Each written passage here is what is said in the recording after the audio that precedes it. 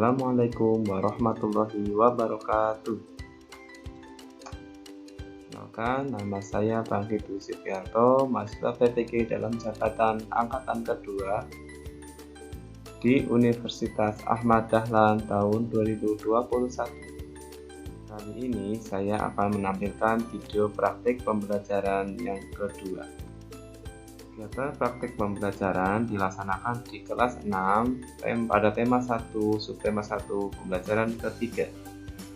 Kegiatan pembelajaran dilaksanakan secara daring dengan dua cara, yaitu sinkronus dan asinkronus. Secara sinkronus dilaksanakan melalui Google Meet yang dilaksanakan pada hari Senin tanggal 19 Juli tahun 2021.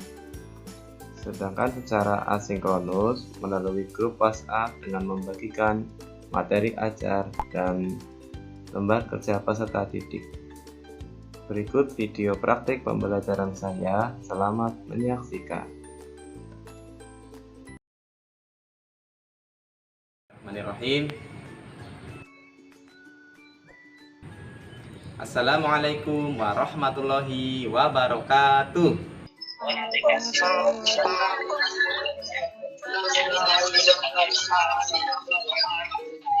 Iya, bagaimana kabarnya anak-anakku semuanya kelas 6A?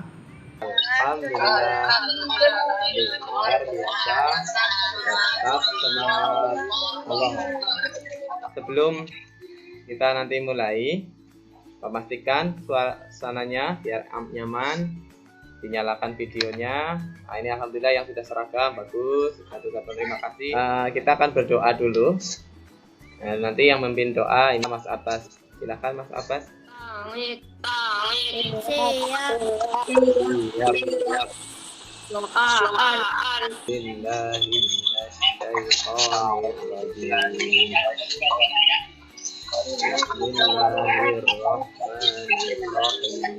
Terima kasih Mas Abbas yang sudah memimpin doa. Berikutnya kita akan memurojaah, dipimpin oleh Mas Bagas.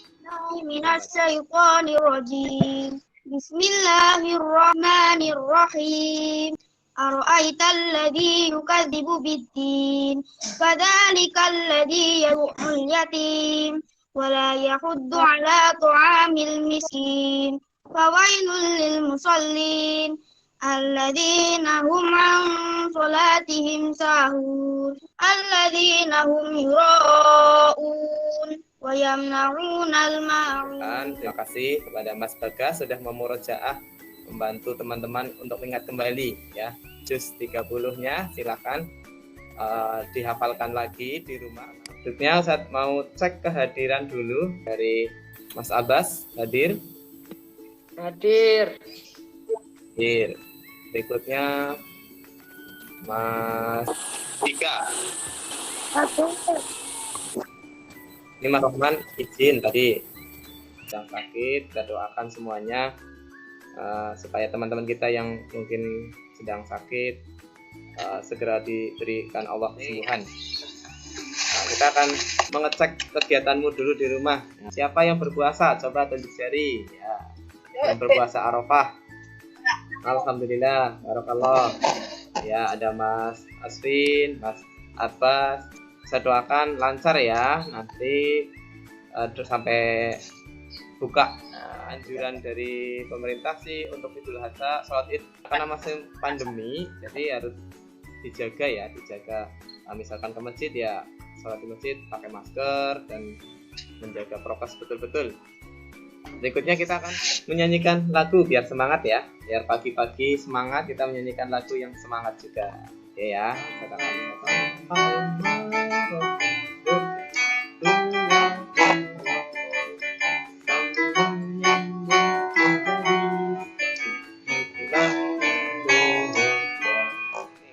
ya. Kita lanjutkan. Nah, untuk prosedur belajar hari ini, pertama tadi kalian sudah berdoa, alhamdulillah. Yang kedua berikutnya terlihat, dan terakhir kegiatannya tuntas. Kita masuk pembelajaran yang ketiga. Apa saja yang dipelajari di pembelajaran kali ini? Ada dua muatan pelajaran. Ada IPA tentang perkembangbiakan tumbuhan secara vegetatif. Kemudian di bahasa Indonesia ada menentukan ide pokok dan menyimpulkan informasi. Tujuan pembelajarannya melalui kegiatan mengamati video tentang perkembangbiakan vegetatif tumbuhan. Jadi diharapkan kalian mampu menganalisis perkembangbiakan vegetatif tumbuhan. Nah, mengamati dulu ini ada suatu permasalahan nih Mas. Jadi kan mau musim corona ya, musimnya COVID itu pandemi. Jadi dampaknya itu bisa ke segala bidang, bisa ekonomi, bisa pendidikan seperti ini. Jadi harus daring.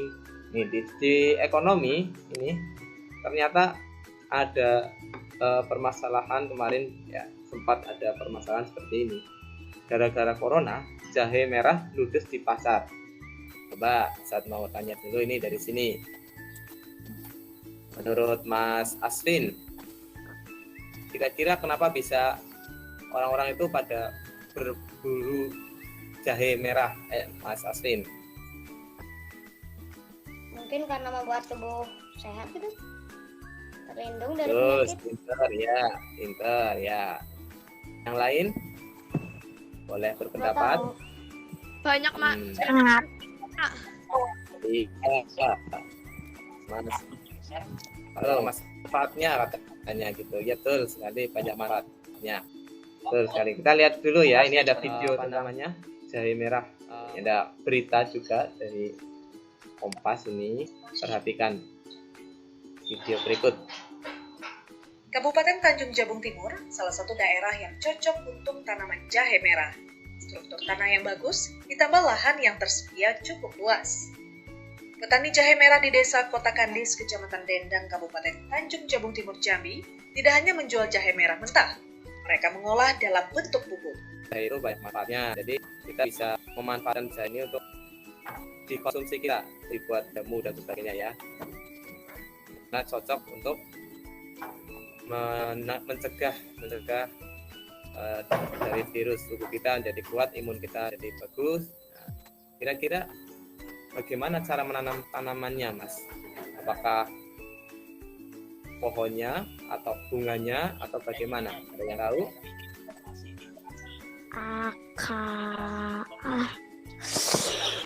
Silakan coba, Mas. Biakar. Oh, akarnya. Oke. Ada yang lain? Nah, tadi saya menanyakan bagaimana cara menanam jahe. Ya, biasanya di rumah itu ada ibu-ibu kalian mungkin atau mbak kalian suka menanam tanaman itu. Bisa tanya gitu ya. Mungkin gimana tanam jahe? Karena manfaatnya banyak. Tadi kan di pasaran kan banyak yang dibeli dan harganya juga naik. Nah, kenapa nggak kita coba menanam sendiri ya? Nah, terus bagaimana sih cara perkembangbiakan tanaman jahe itu biar kita tidak repot-repot ke pasar lagi. Di pasar juga. Hari ini kita sudah belajar tentang perkembangbiakan generatif, yaitu perkembangbiakan yang dengan membutuhkan sel jantan dan sel betina atau secara kawin. Ada sel jantan, ada sel betinanya. Nah, itu terjadinya di bunga. Ya, kita hanya mengulas sebentar tadi yang membutuhkan sel jantan dan sel betina melalui proses perkawinan atau penyerbukan. Nah, itu. Sel jantannya di mana? Di benang sari. Sel betinanya di putih ya. Oke. Agar lebih paham, kalian bisa simak video berikut. Halo anak-anak, apa kabar kalian semua? Semoga semua dalam keadaan yang sehat dan bersemangat untuk menjalankan aktivitas hari ini. Hari ini kita akan belajar tentang perkembangbiakan tumbuhan secara vegetatif. Nah, perkembangbiakan tumbuhan secara vegetatif adalah perkembangbiakan tumbuhan yang hanya melibatkan satu induk saja.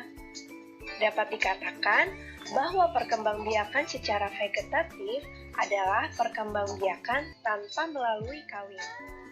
Perkembangbiakan vegetatif ini dapat dibagi menjadi dua, yaitu vegetatif alami dan vegetatif buatan. Ini tidak melibatkan campur tangan manusia.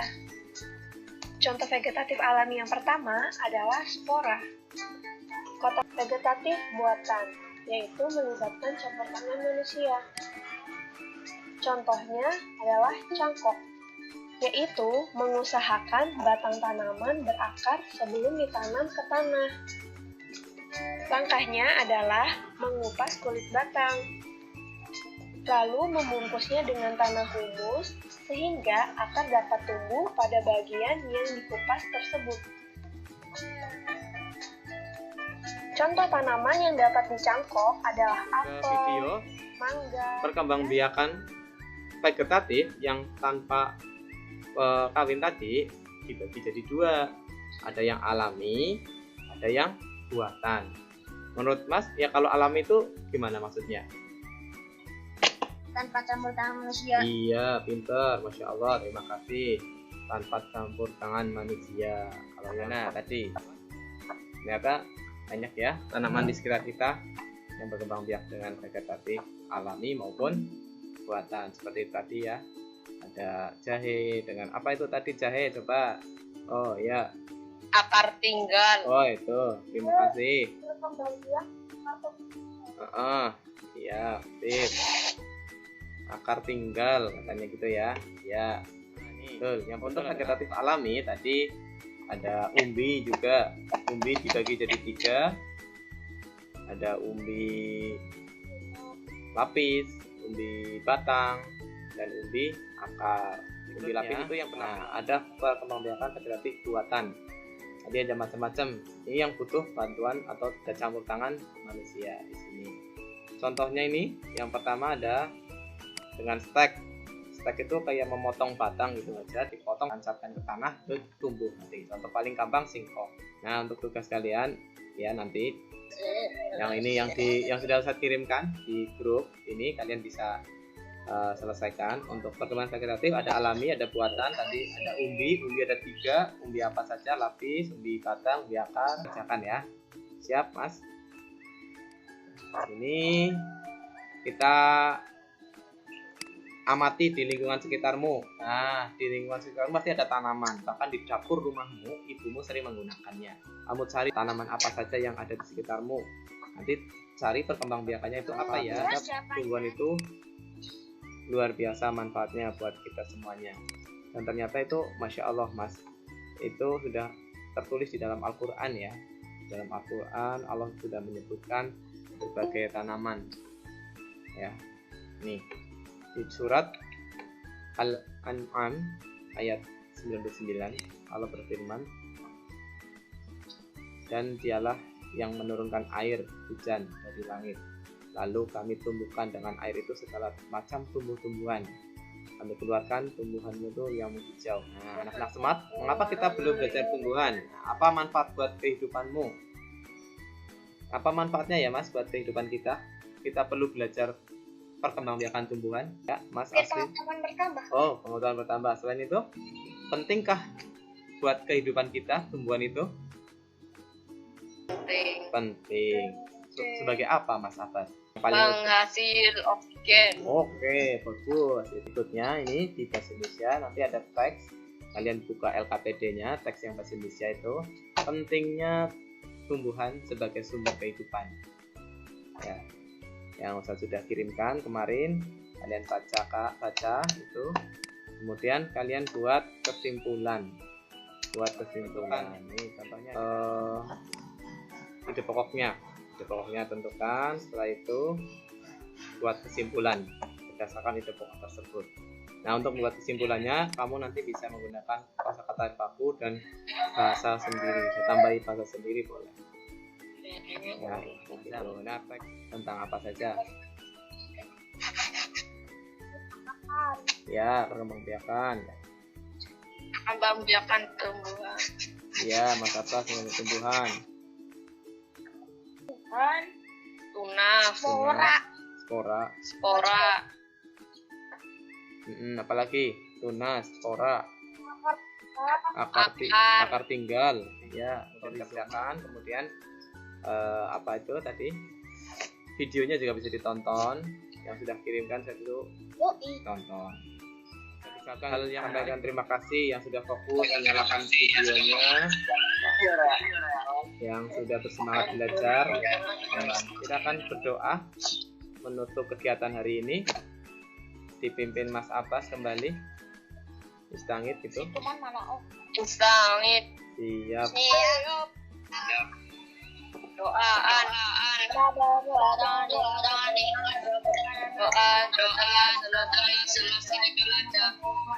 Terima kasih. Dari saya mohon maaf. Assalamualaikum warahmatullahi wabarakatuh. Waalaikumsalam warahmatullahi wabarakatuh.